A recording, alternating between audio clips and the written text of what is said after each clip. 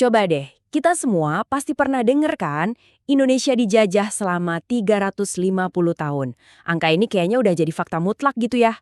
Tapi tunggu dulu, beneran nggak sih? Gimana nggak nempel di kepala? Wong bapak proklamator kita sendiri, Presiden Soekarno, yang bilang begitu di salah satu pidatonya tahun 1950. Dari situ, ucapannya langsung menyebar, masuk buku pelajaran, dan ya jadi bagian dari ingatan kita semua. Oke, meskipun yang ngomong itu tokoh yang kita hormati banget, sebagai bangsa yang kritis, coba kita berhenti sebentar deh. Yuk, kita pertanyakan, apa angka 350 tahun itu beneran akurat secara sejarah? Dan ternyata jawabannya nggak juga. Para ahli salah satunya pakar hukum JJ Racing itu udah ngubek-ngubek arsip kolonial loh. Dan kesimpulan mereka jauh beda. Jadi ini bukan cuma opini katanya-katanya ya, tapi beneran hasil riset mendalam. Nah, siap-siap nih, bagian ini yang paling bikin kaget. Ternyata, angka 350 tahun itu asalnya bukan dari para pejuang kita. Malah sebaliknya. Angka ini justru dipopulerkan sama Belanda sendiri. Buat apa? Buat propaganda.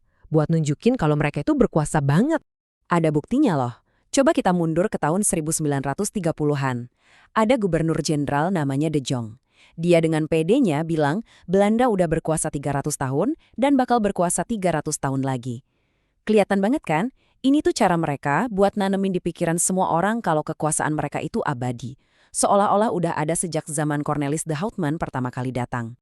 Oke, sekarang waktunya kita bongkar mitos ini. Ada 3 fakta kunci yang sering banget kita lupain.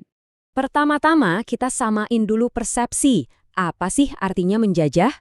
Kalau menurut KBBI, menjajah itu artinya menguasai atau memerintah.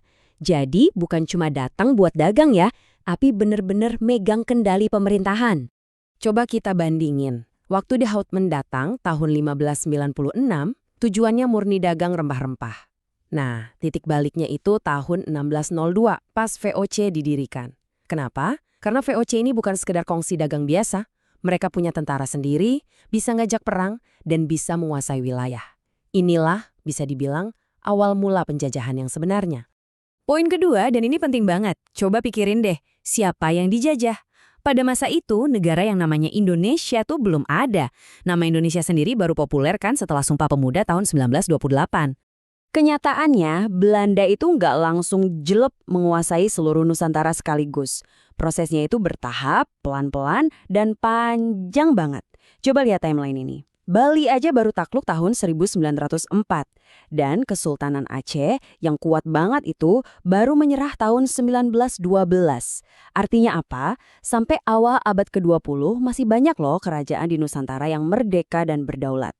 Nah, ini dia intinya. Kalau kita mau hitung-hitungan jujur, kapan sih seluruh wilayah Nusantara ini benar-benar ada di bawah satu kekuasaan kolonial? Ya, kita bisa ambil patokan dari takluknya Aceh di tahun 1912 sampai proklamasi kita tahun 1945. Kalau dihitung, itu cuma 33 tahun. Jauh banget kan dari 350? Pasti langsung kepikiran kan? Loh, kalau angkanya salah, kok Bung Karno pakai angka itu? Apa beliau nggak tahu? Jawabannya teman-teman ternyata lebih dalam dari sekedar benar atau salah. Ini soal kekuatan sebuah narasi. Kita tahu Bung Karno itu orator yang luar biasa. Beliau pakai angka 350 tahun itu bukan karena nggak tahu sejarah, tapi sebagai alat retorika yang super ampuh. Tujuannya buat menyatukan kita semua. Ratusan suku, puluhan kerajaan yang tadinya beda-beda, dengan cara ngasih satu musuh bersama dan satu cerita penderitaan yang sama. Dan berhasil. Angka itu sukses membakar semangat persatuan buat merdeka. Terus, apa gunanya kita ngomongin ini semua sekarang? Penting banget. Karena memahami sejarah dengan benar, itu adalah cara kita berjuang buat kemerdekaan di zaman sekarang. Kalau dulu pahlawan kita angkat senjata, perjuangan kita hari ini ya pakai otak, pakai kecerdasan. Merdeka di era informasi itu artinya merdeka dari hoax, merdeka dari misinformasi. Artinya, kita berani berpikir kritis dan nggak berhenti belajar. Itulah cara kita mengisi kemerdekaan yang sesungguhnya.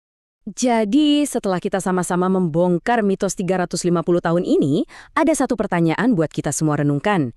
Kira-kira informasi apa lagi ya yang selama ini kita telan mentah-mentah? Yuk kita terus bertanya, terus belajar, supaya kita menjadi bangsa yang makin cerdas. Terima kasih sudah menyimak.